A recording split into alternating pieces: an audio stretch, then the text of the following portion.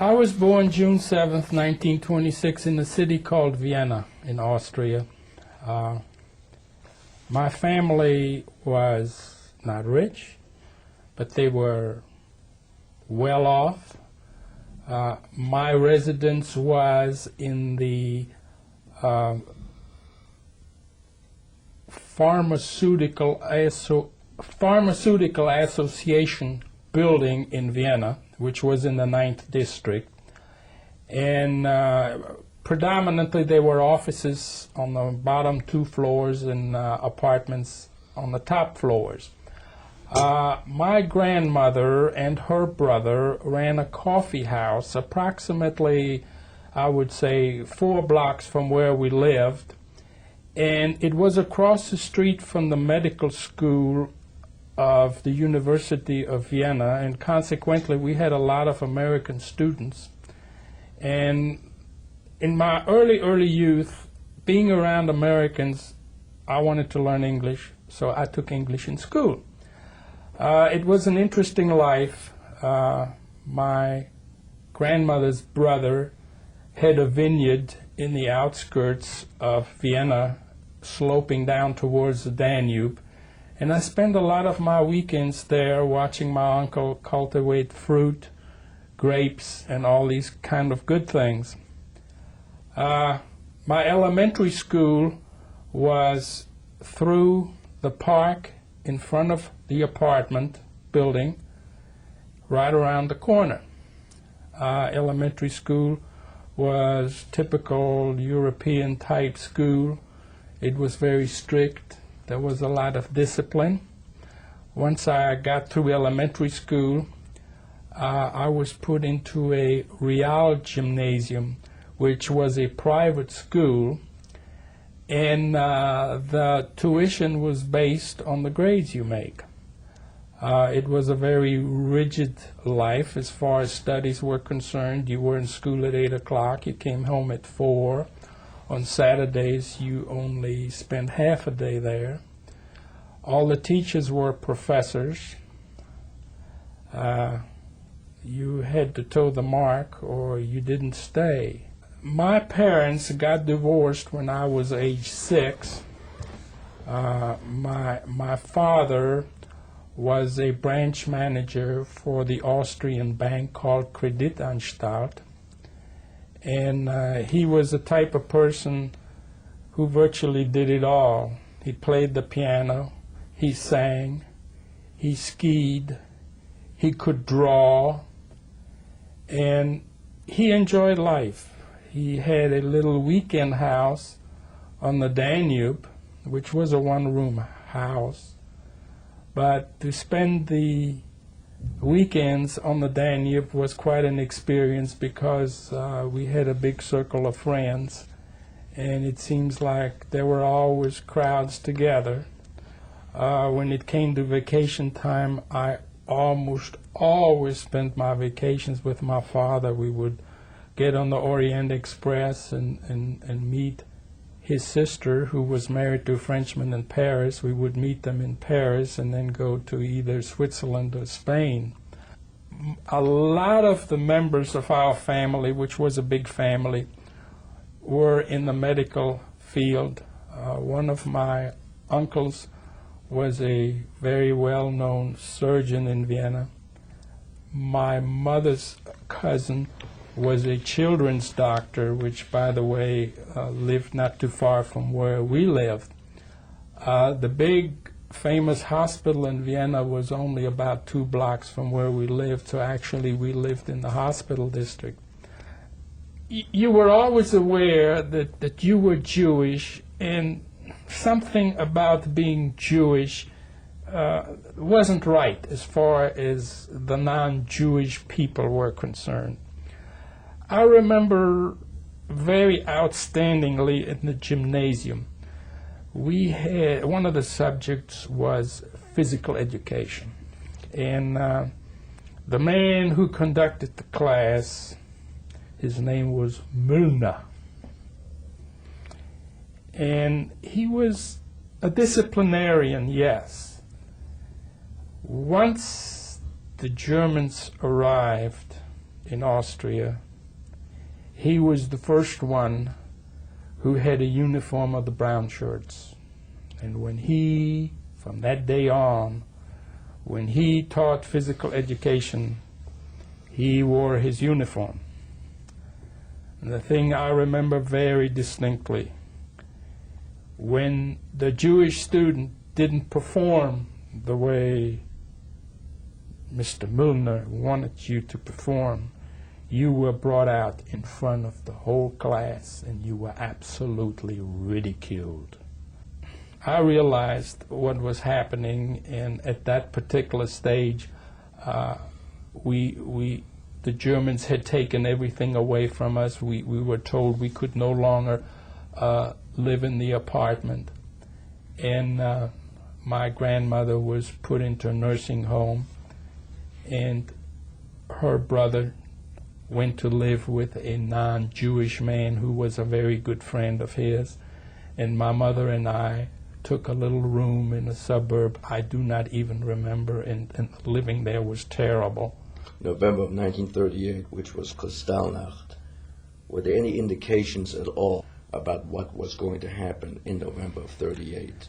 I came back from public school that afternoon, and I noticed an abundance of Gestapo officers with Doberman pinchers.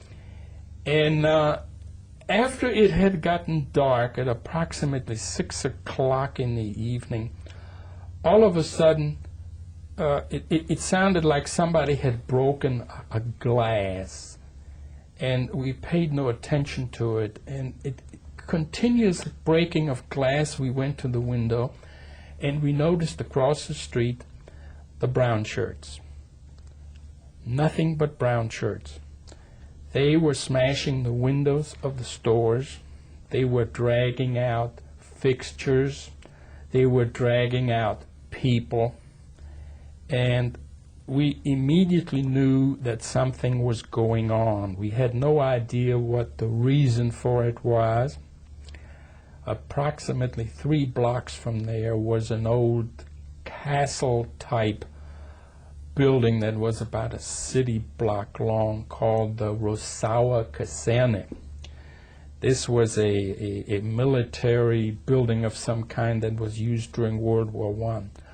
Well, this became headquarters for Gestapo and the brown shirts, and evidently all the people that were taken away on Crystal Night were taken over to Rossauer Kaserne. So, of course, there was a certain amount of despotism that took place. Are we going to go over there and see whether we can find the people, and so on and so on? And what actually happened with a lot of the people that were taken there, that eventually they were shipped to Dachau. Now, at that particular time, the camp that was the most notorious was Dachau, and evidently most of the people from this place were taken to Dachau.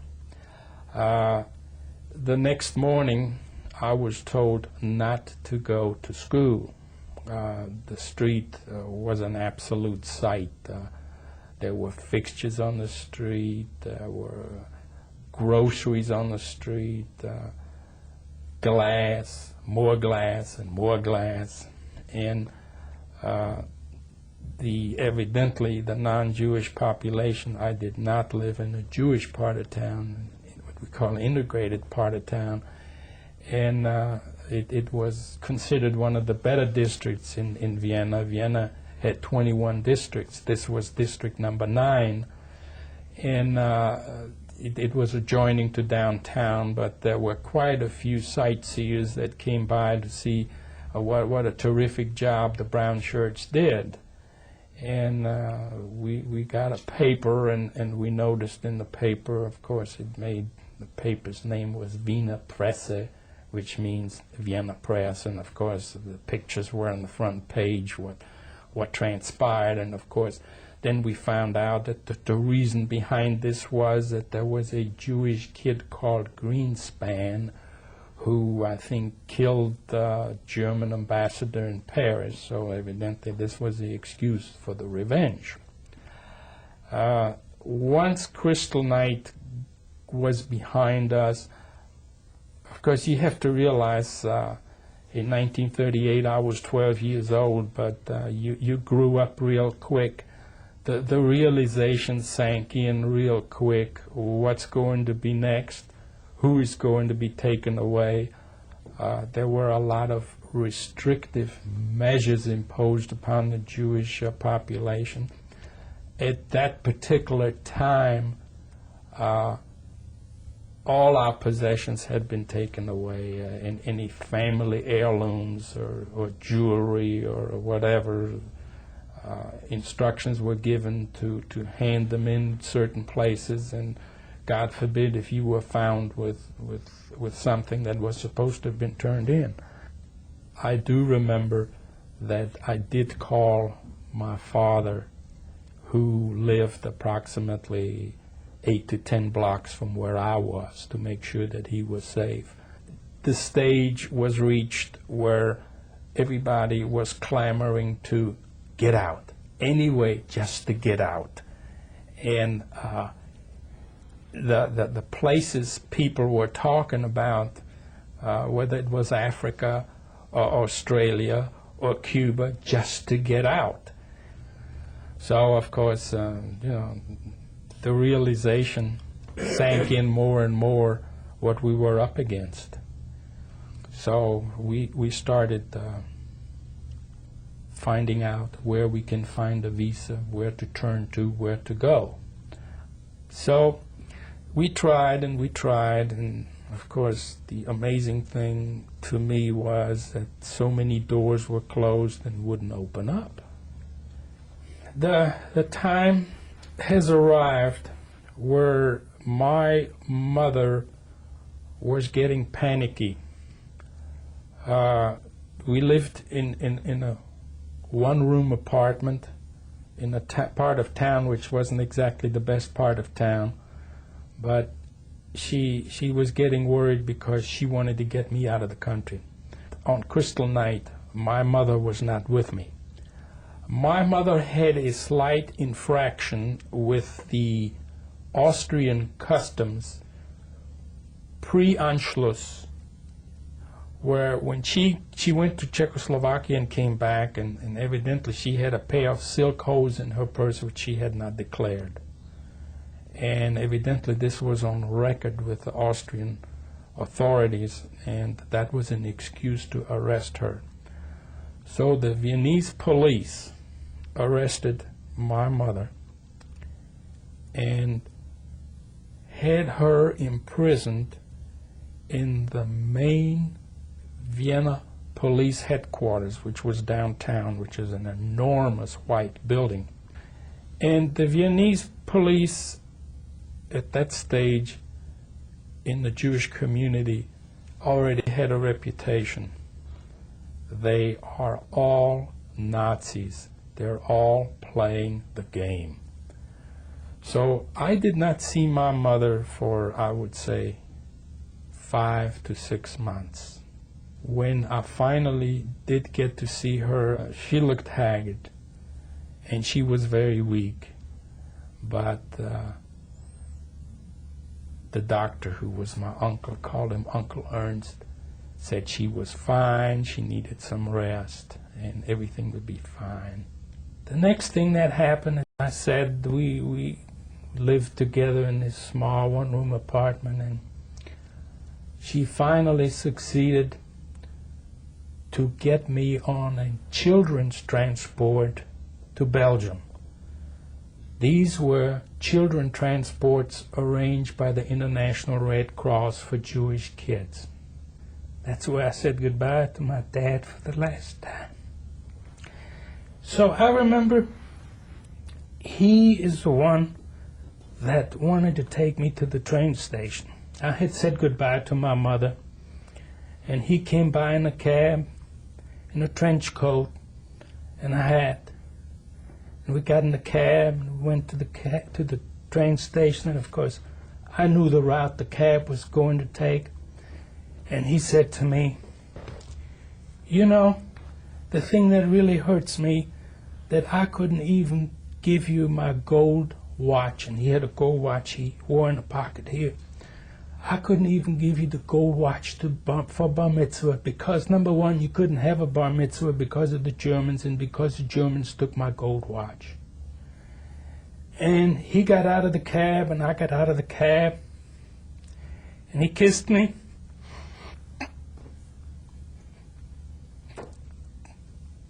And he said, don't ever forget you have a father. And we got on the train, and I knew my geography, and I knew exactly how this train was going to the German-Belgian border. And we went through Aachen, and we went to Cologne first, and of course the famous train station by the cathedral. And then we went to Aachen, which is actually the last stop before freedom. So the train got to the Aachen station, and it stood, and everybody said, well, let's go, let's go. Well, here were Gestapo officers, everybody off the train. So here we were with the suitcases, standing on the walk in front of the train with the suitcases, and we were wondering, are we or aren't we? Are they going to keep us? What are they going to do? So I remember distinctly a blonde-headed Gestapo officer, 25, 26 years old, started frisking me. What do you have sewed in your coats? I have nothing. Open the thing up. I opened my suitcase. All I had in there were a few pictures and some clothes. He says, you sure you don't have anything? No, sir. So he took his foot and kicked the suitcase about 10 feet down. He says, go get it, Jew. I went over there, folded it up, put it together. He says, get on the train, one less. Got on the train. Everybody got on the train. You heard the whistle of the train. Back then they only had steam trains. The train took off. We looked outside, and here we saw the German fortifications, for those people who still remember the Siegfried Line. Once we passed that, the next station we saw some people with different uniforms. We knew we were in Belgium. Well, by then it was dark, and of course it was a realization that my mother wanted me safe. She had an application for a visa to England, and she was waiting for that. Then we were told that we would go to an orphanage in a suburb of Brussels called Anderlecht, which is on the outskirts. And there were only 7 of us from Vienna, and we stuck together like glue. And when we finally got to this other orphanage in Anderlecht, it was real, shall I say, downfall. The orphanage was an old, dilapidated house in front. You walked through a courtyard, and in the back was the dormitory, so to speak.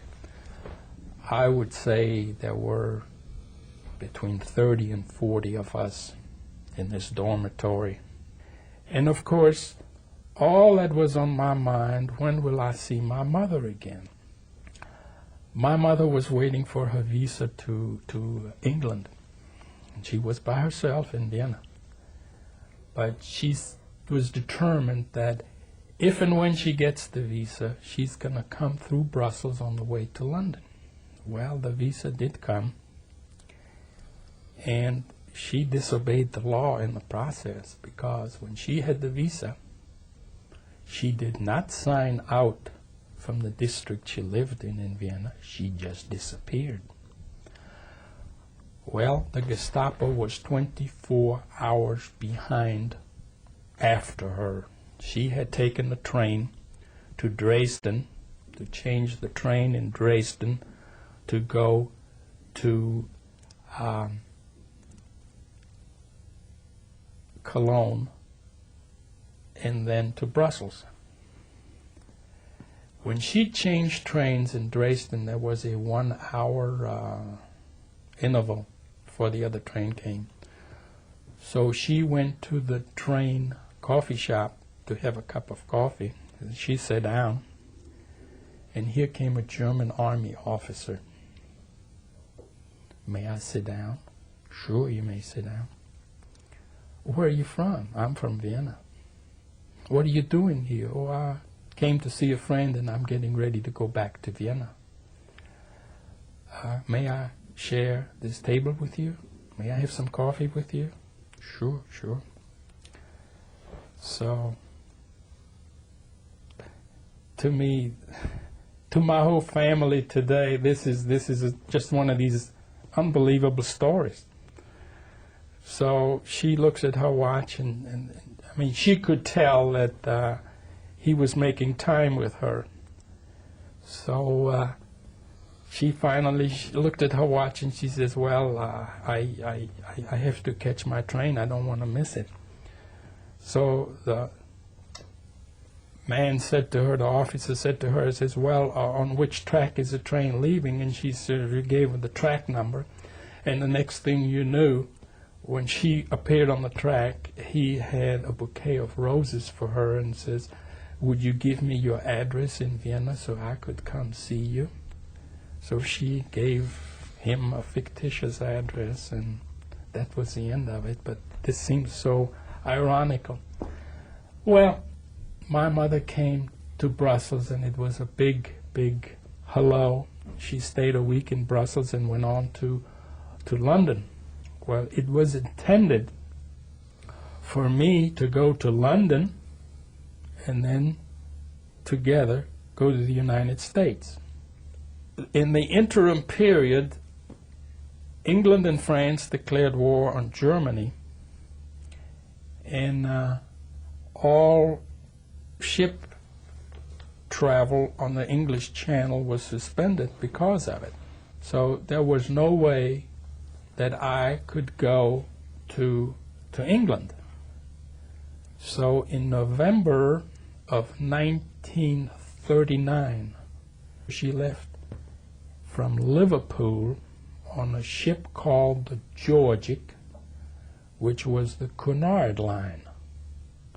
And she came to the United States. She came to New York on Thanksgiving Day, 1939, and she was absolutely amazed that they gave her a parade in New York upon her arrival, and of course that was Macy's Thanksgiving Day Parade. At that stage, I was still waiting for the visa to come to the United States, and of course that's all I lived for. And finally I got the visa, and once the visa was issued, the big thing was trying to find passage to the United States, because space on ships was awfully, awfully hard to come by, and there weren't many ships. Finally, the Joint Committee got me a ticket, and the day came when I, a young kid, was going across the big ocean all by himself. And of course, I was scared to death. So I remember I took the electric train from Brussels to Rotterdam. The ship was berthed in the Meuse River. It was dark. It was 10, 11 o'clock at night.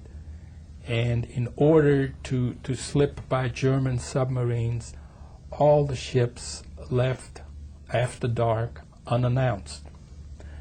Well, here I was, all by myself, on a big boat, and the boat was already rocking in the river, and I already was seasick.